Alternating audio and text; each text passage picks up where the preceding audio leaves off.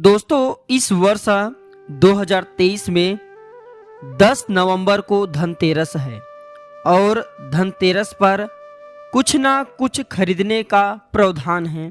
चाहे आप धनिया ही क्यों ना खरीदें, लेकिन धनतेरस के दिन जो भी चीज़ खरीदते हैं उसमें दोस्तों 13 गुना बढ़ोतरी होता है। इसलिए लोग धनतेरस के दिन वाहन खरीदते हैं, बहुत सारे लोग गहने खरीदते हैं, सोना चांदी इत्यादि खरीदते हैं। तो इस वीडियो में मैं आप लोगों को धनतेरस संबंधी संपूर्ण जानकारी बताया हूँ।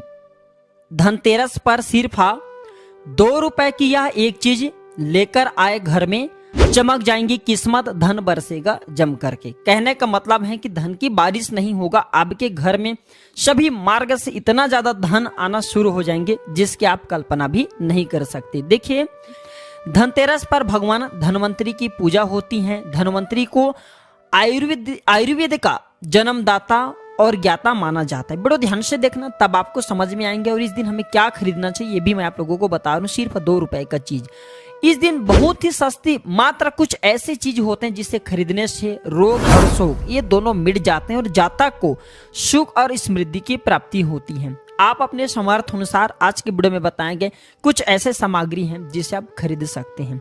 अब आखिर जानते हैं धनतेरस के दिन हमें क्यों खरीदना चाहिए, बाकी दिन क्यों नहीं खरीदना चाहिए। देखिए, जो धनतेरस का दिन होता है ये धन प्राप्ति करने का सर्वश्रेष्ठ दिन माना जाता है।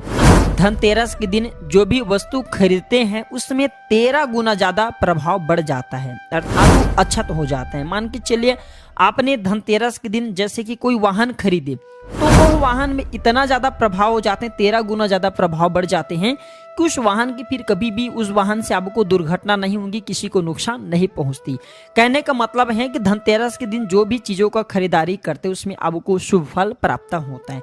तो हमें धनतेरस के दिन क्या खरीदना चाहिए, तो आप अपने सामर्थ्य अनुसार धनतेरस के दिन आपके पास जितना पैसा है, आपके पास जो सामर्थ्य है उनके अनुसार कुछ चीजों को खरीदारी कर सकते हैं, जो कि इस वीडियो में मैं आप लोगों को बताऊंगा। और अगर मेरे वीडियो में बताएंगे 5 में से कोई भी आप एक चीज खरीद लेते हैं, यकीनन माने माता लक्ष्मी आपके घर में आ जाएंगी, आपके जीवन में चली हर प्रकार की मुसीबत को दूर करेंगी, आपको अथाह धन संपत्ति प्रदान करेंगे। देखिए, प्राचीन ज्ञान चैनल का मकसद है जनहित एवं जन कल्याण करना।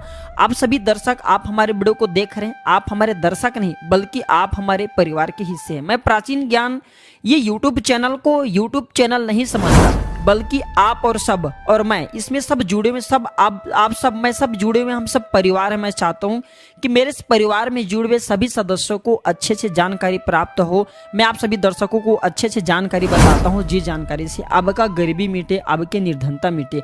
अगर मेरे वीडियो को देख कर के किसी एक भी व्यक्ति का भला होता है, किसी की गरीबी मिटता है, तो मुझे भी पुण्य की प्राप्ति होता है। आप सभी दर्शकों की मुझे जो है आशीर्वाद की प्राप्ति होता है। प्राचीन ज्ञान चैनल का मकसद है जनहित एवं जन कल्याण करना। और मैं सभी दर्शकों को हर दिन वीडियो में बताता हूं दर्शकों के इस चैनल के कमाए गए पैसे अधिकतर गरीब एवं असहाय लोगों की सेवा में समर्पित होते हैं, धार्मिक कार्य में समर्पित होता है। तो प्राचीन ज्ञान चैनल को सब्सक्राइब कर, जो फर्स्ट बार हमारे वीडियो को देख रहे हैं, हमारे चैनल को सब्सक्राइब कर हमारे सपोर्ट जरूर करें, हमारे मनोबल बढ़ाएं। आइए इस वीडियो में जानते हैं कि वास्तव में हमें धनतेरस के दिन क्या खरीदारी करना चाहिए। मैं 5 चीज बता रहा हूँ, अब से जो घरों के आसपास में ये चीज मिल जाए तो खरीद लेना, आप अपने सामर्थ्य अनुसार खरीद सकते हैं।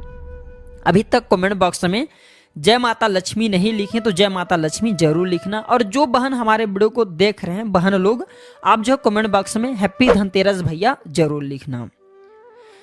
तो सर्वप्रथम जो है कमल का बीज, ध्यान से सुनना। कमल के फल को जो है निकालने के बाद इसे कमल का बीज निकलता है, जिसे हम कमल गटके बोलते हैं, कमल गट्टा भी बोलते हैं।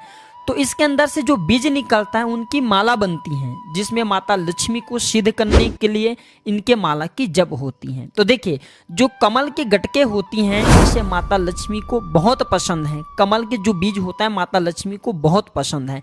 तो एक काम करना, धनतेरस के दिन धन्वंतरी महाराज को और माता लक्ष्मी को 5 आपको कमल का बीज समर्पित कर देना। और आपको प्रार्थना करना है कि हे माता लक्ष्मी, आप हमारी गरीबी मिटाए। धन्वंतरी महाराज से प्रार्थना करना है कि महाराज हमारे घर में हमेशा निरोग रहे, निरोग काया की प्राप्ति हो, यही मैं आपसे आशीर्वाद की कामना करते। इस प्रकार से प्रार्थना करते हुए कमल का बीज इस दिन खरीद करके लाइए, माता लक्ष्मी तथा धनवंतरी महाराज को समर्पित कर सकते हैं। आजीवन आप निरोग रहेंगे और आपके जीवन में धन का कमी नहीं होगा, क्योंकि इस समय में सभी दिव्य शक्तियां जागृत अवस्था में होती है धनतेरस के दिन, और आपके पुकार सीधा माता लक्ष्मी और धनवंतरी महाराज तक के पहुंचते हैं। इसके बाद है औषधि। देखिए इस दिन औषधि क्यों खरीदना चाहिए, क्योंकि औषधि हमें निरोग काया प्रदान करती है, हमें जो निरोग रखने का काम करती हैं।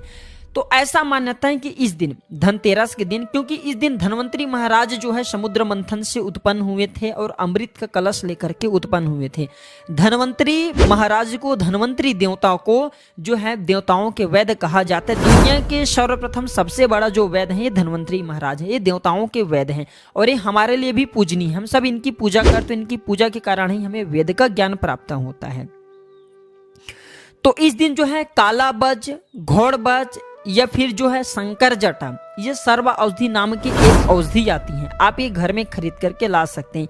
ये घर में खरीद करके आप अपने घर में लाते हैं और इसे स्थापित करते हैं या फिर धनवंतरी महाराज को समर्पित करते हैं। तो जब तक ये औषधि आपके घर में रहेंगे तब तक आपके घर में बिल्कुल ही किसी को रोग नहीं आएगा। और ऐसा भी कहा जाता है इस दिन औषधि खरीद करके लाने के बाद, जैसे कि बच हैं, शंकर जट हैं, सर्व औषधि आते हैं, आप जो है इस दिन इंद्रजाल नाम की जो जड़ी आती है वो भी खरीद करके ला सकते हैं, या फिर किसी भी प्रकार की चमत्कारिक पेड़ पौधे की जो बांधा होती हैं या फिर चमत्कारिक जो वनस्पतियां होती हैं ये खरीद करके ला करके धनवंतरी महाराज को समर्पित करें। ऐसा कहा जाता है इस दिन समर्पित करने के बाद ये जो औषधियां होती हैं, जड़ी बूटियां होती, जागृत अवस्था में हो जाती। मान के चले किसी को लंबे समय से कोई बीमारी और ठीक नहीं हो रहे, तो इस दिन समर्पित किए गए औषधि की अगर 2 से 3 बूंद, अगर जो लंबे समय से बीमार पड़े, खाट में पड़े व्यक्ति हैं, चलने फिरने में समर्थवान नहीं, तो उसके नाक में अगर इसके 2 से 3 बूंद जो आप औषधि ला रहे हो उसके 2 से 3 बूंद नस से दिया जाए तो वो व्यक्ति भी ठीक होकर के कुछ दिनों के भीतर में चलने फिरने लायक हो जाते हैं। कहने का मतलब है कि इस दिन सभी प्रकार की जो औषधि होती हैं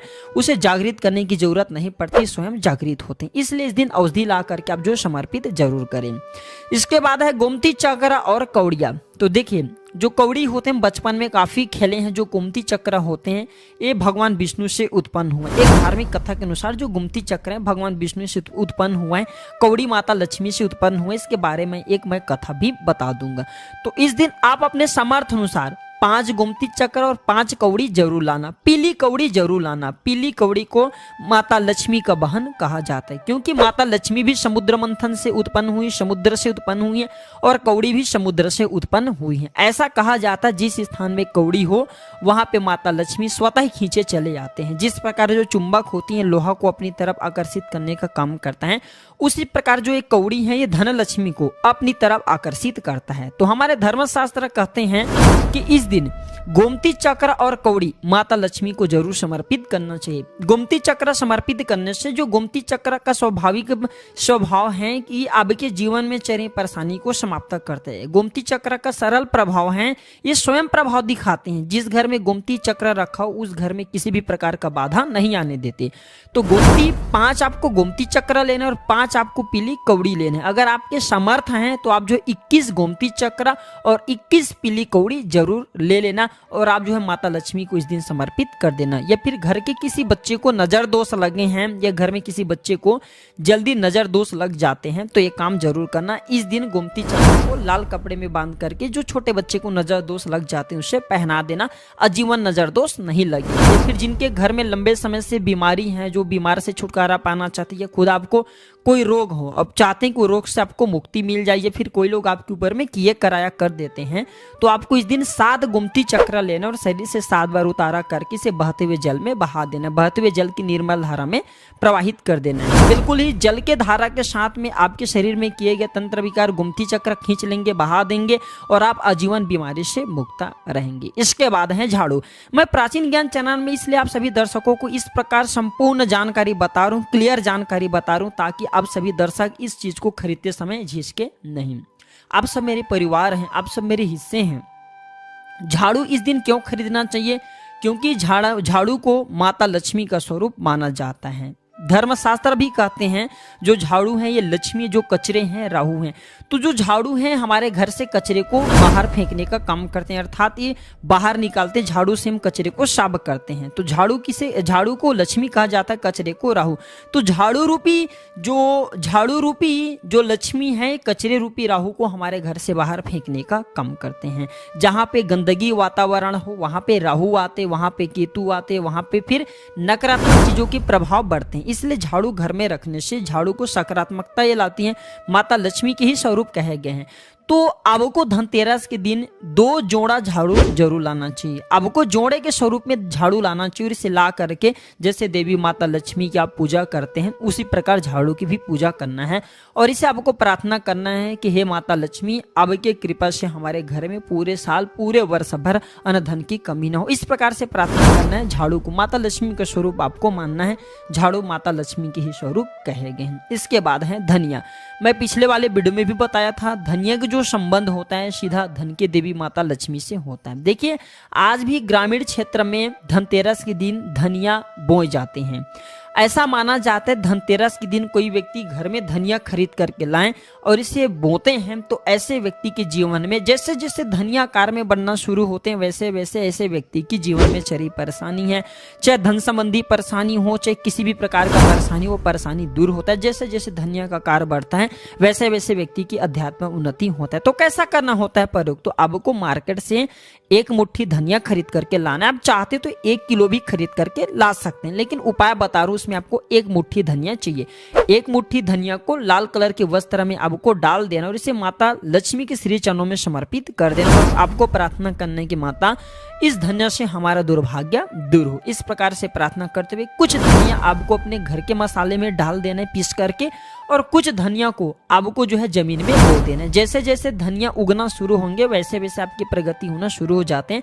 फिर ये लगाए हुए धनिया को, जो कच्चे धनिया होता है, आपको इसे आप जो सब्जी के रूप में आप इसका प्रयोग कर सकते हैं। आप इसे खाना चटनी में भी बना करके आप इसे खा सकते हैं। जैसे जैसे आप इसे खाना शुरू करेंगे जैसे जैसे बढ़ेंगे आपके जीवन में अध्यात्म उन्नति होना शुरू हो जाते हैं। देखिए हम 5 उपाय बताएं, सबसे सरल उपाय बताए हैं जिस उपाय से आपका भला होगा, आपका कल्याण होगा। तो आप अपने सामर्थ्य अनुसार 5 में से कोई भी एक वस्तु अपने घर में जरूर खरीद करके लाइए, आपकी अध्यात्म उन्नति होगा। यह वीडियो कैसा लगा हमें कमेंट सेक्शन में जरूर बताना। और माता लक्ष्मी की कसम है, अगर अभी तक वीडियो को लाइक नहीं की तो वीडियो को लाइक कर चैनल को सब्सक्राइब जरूर करना। कमेंट बॉक्स में जय माता लक्ष्मी जरूर लिखना। हमें भी हर्ष होता है, हमें भी उल्लास होता है। आप सभी दर्शकों को इस प्रकार अच्छे अच्छे जानकारी बताते हैं तो हमें भी पुण्य की प्राप्ति होता है। और इस वीडियो को अपने तक सीमित मत रखना। आप जो इस वीडियो को, जैसे आप सभी को भी जानकारी प्राप्त हो सकता है आप इस वीडियो को आगे शेयर करें तो उन्हें भी यह जानकारी प्राप्त होगा। आप जो किसी को वीडियो आगे शेयर करेंगे तो यह जानकारी किसी की जिंदगी को बर्बाद होने से बचा सकता है, किसी के लिए अमृत जैसा हो सकता है।